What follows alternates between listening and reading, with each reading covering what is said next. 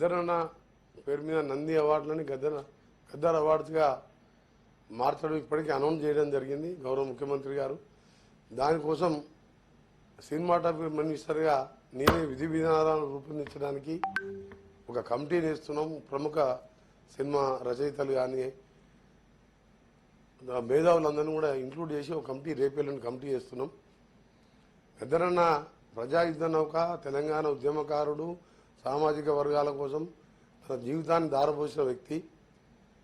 మా భూమి లాంటి సినిమా ఆ రోజుల్లో బండెనక బండిగట్టి ఈ పాట పాడి అసలు సినిమా అన్ని సినిమాల్లో కూడా ఆ సినిమానే ఆ రోజు పెద్దగా.